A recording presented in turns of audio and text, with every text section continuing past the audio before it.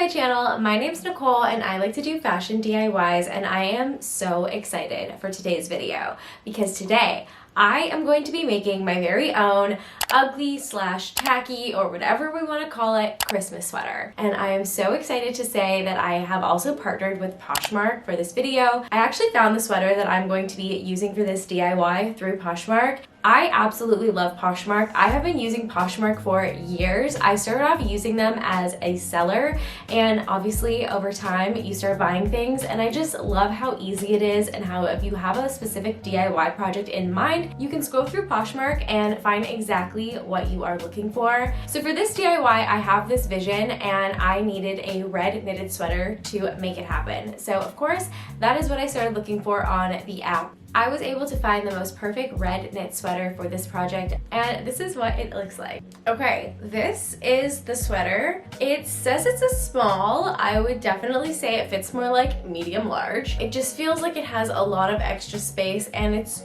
super long, but what can you do? It also really needs to be depilled, which I knew. I saw that in the listing that it needed some love, but secretly I love depilling, so I'm so excited to sit down and do this for like an hour. My vision for this sweater is to actually hand embroider a bunch of string lights in white knit yarn. And I actually purchased these little pearl beads that I thought could be a really cute accent.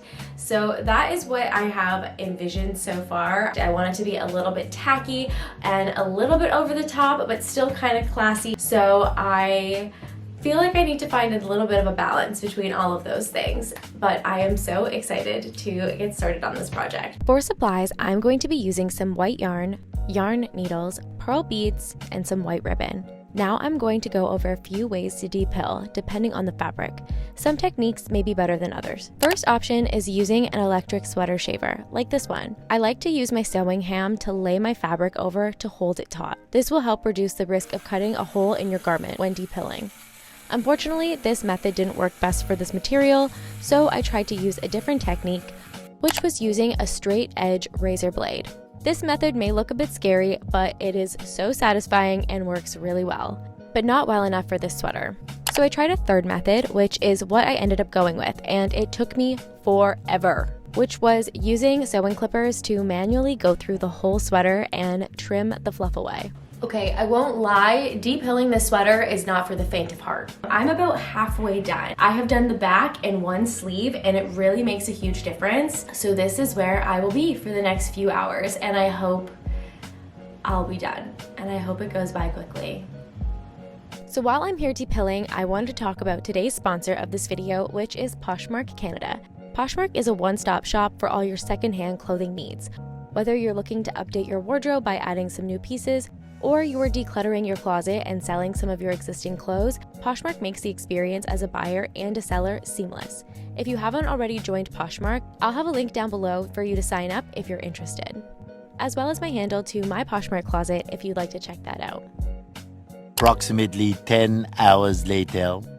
Now it is finally time to start with the fun part. Before I started working with the yarn, I decided to try and draw out what I wanted to make as a reference. I took a picture of my sweater on my iPad and started to draw out some ideas, but ultimately I realized I kind of just had to start and see where this takes me. I decided to draw out my design on the body of the sweater in chalk. I wanted the string of lights to be continuous around the body. I took my yarn and threaded it through my needle and tied off one end, and began to embroider a running back stitch throughout the sweater. Since everything takes 3 times longer than I expected to, here is my process after 3 hours of hand stitching. I am almost done the body of the sweater, but I wanted to draw out some new lines that would extend to the sleeves. Back to stitching until the string for the string lights was done. Here is the progress so far. This looks so cute, and now it's time to start sewing the lights. To sew the string lights, I kind of just winged it. I started by sewing a little stem for the light to hang from, and then just roughly embroidered out the shape of the light bulb, and this is what I came up with. So then I got comfortable and went to work sewing these little light bulbs. Once I made my way around the sweater, this is how it looks. The next step was to add some pearl beads. I bought them in various sizes and decided on the medium ones. I'm going to hand stitch them onto the string to represent Christmas bulbs. I grabbed a hand needle and some white thread to secure the pearl beads to the sweater. I won't lie, I wish I could have added more, but I was really running out of time. So I spaced the pearls out far enough that I could do less. I might go back and add some pearls in the future though. I love how this looks so far, but truly this has taken me forever. I've probably worked on this easily 20 hours, including the depilling process. I'm almost done. There's just one little thing I wanted to add to this sweater, but first I'm gonna try this on.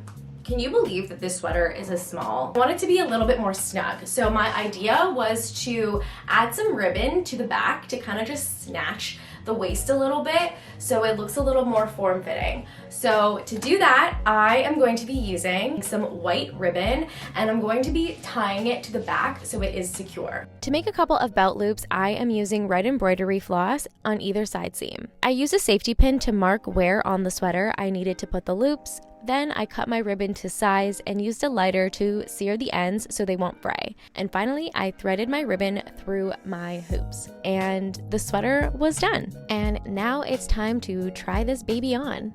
So this is probably how I would style it. I would do a really funky necklace with some chunky earrings and some off-white pants just to kind of tie the white and red together. And I think this is so cute. Before I forget, I just want to remind you guys to give this video a thumbs up and subscribe if you haven't already, and let me know what you think about this DIY. I honestly love it, but I could be biased, so I would love to hear your opinions down below. I would say this is just a really cute way to upcycle and personalize a sweater, especially if you had holes on it.